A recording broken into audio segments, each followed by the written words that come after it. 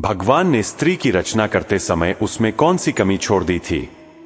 दोस्तों, आज का प्रसंग हम सबको जान लेना बहुत ही जरूरी है। आपसे निवेदन है कि इस वीडियो को बीच में छोड़कर ना जाएं। इस वीडियो से आज आपको बहुत ही महत्वपूर्ण जानकारी मिलने वाली है। तो चलिए अपने ध्यान को एकाग्र कीजिए और सुनिए यह जानकारी। जय श्री कृष्ण। मित्रों, स्वागत है आप सभी का अनाव्या भक्ति चैनल में।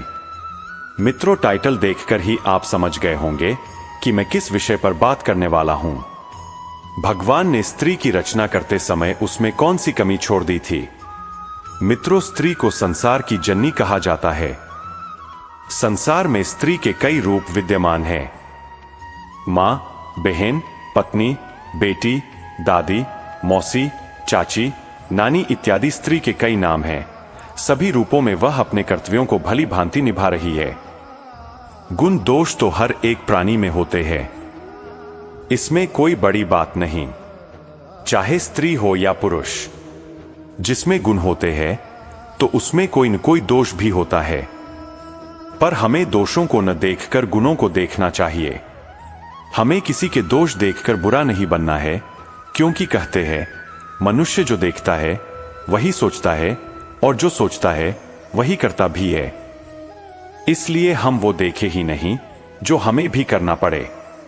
पर क्या करें, हम लोगों की मानसिकता ऐसी है कि हम हमेशा दोषों को ही देखते हैं, और यही कारण है कि हमारे अंदर गुणों का अभाव रहता है और दोषों की अधिकता भरी रहती है।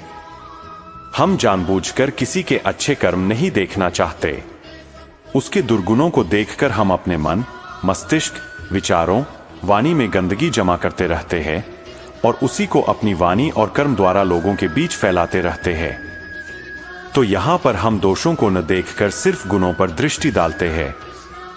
स्त्री संसार में ईश्वर की सर्वश्रेष्ठ रचना है। संसार में मनुष्य का प्रादुर्भाव स्त्री से ही हुआ है, इसलिए वो संसार की जननी है। स्त्री के कारण ही संसार का संतुलन बना हुआ है। ये भी मैं आपको बताऊंगा कि कैसे दर्शक बंधु स्त्री देखने में जितनी कोमल होती है, अंदर से उतनी ही मजबूत होती है। संसार के हर दुख, हर संकट, हर परिस्थिति से लड़ने की उसके अंदर शक्ति होती है। हृदय में ममता का अपार भंडार होता है, करुणा का भाव होता है, संतान के प्रति बेशुमार वात्सल्य होता है, पुरुष को सुख प्रदान करने की अद्भुत कला होती है। स्त्री मानव और मानवता की रक्षक होती है। इसलिए हमारे देश में स्त्री को देवी कहा जाता है, उसकी पूजा की जाती है। कहते हैं जिस घर में स्त्री की पूजा होती है वहां देवता हर समय निवास करते हैं। जहां स्त्री का अपमान होता है, उसे दबाया जाता है, सताया जाता है, वहां महाभयंकर दुख भी बाहें फैलाए खड़े रहते हैं। वहां दरिद्रता घात लगाए बैठी रहती है। घर में लक्ष्मी का आगमन स्त्री पूजा से ही होता है। इसलिए आपसे निवेदन है कि स्त्री को कभी तुच्छ न समझे। स्त्री पुरुष की शोभा है। स्त्री से ही घर बना है।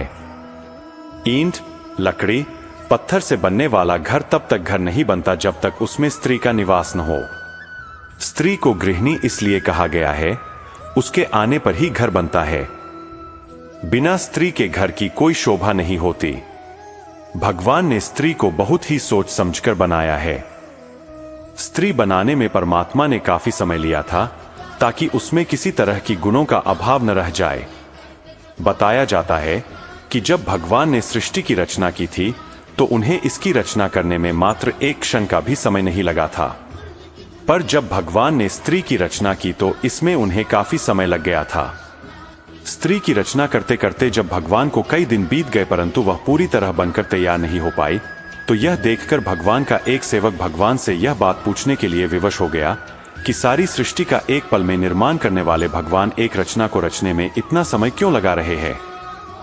दूत ने भगवान से पूछ ही लिया, हे परमेश्वर, हे सृष्टि के रचिता, अनंत ब्रह्मांडों के निर्माता, करोड़ों ब्रह्मांडों की रचना करते समय तुम्हें मात्र एक क्षण का भी समय नहीं लगा, परंतु अब ऐसी कौन सी रचना है जिसमें आपको इतना वक्त लग रहा है।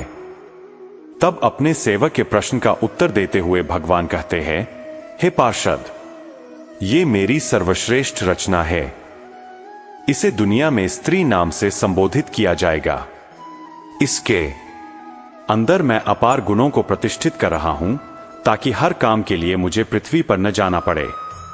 मेरी इस रचना के कई रूप और कई नाम होंगे। मुख्य रूप से यह 4 रूपों में दिखाई देगी: मां, बहन, पत्नी और बेटी। इसके ऊपर मैं सृष्टि की बहुत बड़ी जिम्मेदारी सौंप रहा हूं, इसलिए मैंने इसे हर परिस्थिति से लड़ने के योग्य बनाया है। इसमें साहस और सहनशीलता का अद्भुत समावेश है। कठिन से कठिन परिस्थिति में यह अपने आप को संभाले रखेगी। हर तरह की मुश्किलों से लड़कर, अनेकों प्रकार के दुखों को सहकर ये सबको खुश रखने का प्रयास करेगी। अपने परिवार, अपने बच्चों के प्रति समर्पित रहेगी। कोई समय ऐसा भी आएगा जब ये टूटकर बिखर जाएगी, लेकिन फिर से अपने आप को संभालकर एक नए जीवन का संचार करेगी। यही इसमें विशेष गुण कहलाएगा कि ये स्वयं दुख सहकर, रोग शोक से ग्रसित होने पर भी उसे सहन करते हुए अपनी जिम्मेदारियों को, अपने कर्तव्यों को निभाती रहेगी। दर्शक बंधुओं, भगवान के मुख से स्त्री की सहनशीलता और कर्तव्यपरायणता को सुनकर वो सेवक हैरान रह गया कि आखिर इसकी आकृति तो पुरुष की तरह है। 2 हाथ, 2 पैर, आंख, नाक, कान, मुख सब पुरुष के समान है। फिर ये अपने दोनों हाथों से इतना सब कुछ कैसे कर पाएगी? भगवान बोले, पार्षद, ये पुरुष के जैसे दिखती है, फिर भी इसके अंदर ये सब करने की क्षमता होगी, इसलिए इसे मेरी अद्भुत रचना कहा जाएगा। भगवान की बात सुनकर पार्षद ने उसे छूकर देखा कि देखे ये कितनी कठोर है, जो हर विपत्ति को सह सकती है। जब उसने उसे छूकर देखा तो वो बहुत कोमल थी। वो एकदम से हंस पड़ा। भगवान ने पूछा, क्यों हंस रहे हो? तब वो पार्षद बोला, प्रभु, आप कह रहे हो कि हर परिस्थिति से लड़ सकती है। मैं ये सोचकर हंस रहा हूं कि आपने बनाई तो बहुत नाजुक है, हर परिस्थिति से कैसे लड़ पाएगी? मैं तो सोच रहा था कि ये पुरुष की अपेक्षा बहुत कठोर होगी, पर इसे तो आपने फूलों की तरह कोमल बना दिया है। तब भगवान बोले, वत्स, मेरी इस रचना की यही तो विशेषता है। ये बाहर से जितनी कोमल है, अंदर से उतनी ही मजबूत होगी। इसके साहस, धैर्य और सहनशीलता को आप लोग देखोगे। यह बात सुनकर पार्षद के मन में उस रचना के बारे में और अधिक जानने की उत्सुकता बढ़ गई। वो पूछने लगा, हे परमेश्वर, क्या ये पुरुषों की तरह सोच भी सकेगी या फिर इसमें यही गुण विशेष होंगे? भगवान बोले, वत्स, इसमें सोचने की क्षमता भी अद्भुत होगी और समाधान करने की सामर्थ्य भी। पार्षद ने देखा कि उस स्त्री रूपी रचना के गालों पर पानी की झलक थी। उसने उसके गालों से हाथ लगाया तो सचमुच उसके गालों पर पानी की मात्रा थी। पार्षद ने पूछा, हे प्रभु, इसके गालों पर पानी क्यों बह रहा है? तब भगवान बोले, वत्स, ये पानी इसकी आंखों से निकलने वाले आंसुओं का पानी है। ये पानी तभी निकलेगा जब ये अंदर से अपने आप को दुखी महसूस करेगी। जब इसके अंदर किसी तरह की वेदना होगी, चाहे वो शारीरिक हो या मानसिक, उस समय ये अपने दुख को इन आंसुओं के द्वारा निकालकर बाहर कर देगी।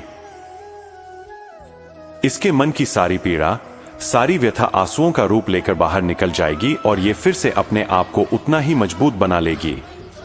अपने दुखों को भुलाने का इसके पास ये सबसे अच्छा माध्यम होगा और इसकी ताकत भी होगी। ये अपने आंसुओं से अच्छे अच्छों को झुका भी सकती है। इन आंसुओं को वो अपना अस्त्र भी बना सकती है। दर्शक बंधु, भगवान की बात सुनकर सेवक बोला, हे भगवान, वास्तव में आप महान हो। आपने स्त्री रूपी अद्भुत रचना करके संसार को सजा दिया है। संसार में एक अनमोल रत्न भेजा है और सच बात है बंधु, स्त्री का त्याग, बलिदान, साहस और सहनशीलता वास्तव में अद्भुत और अकल्पनीय है।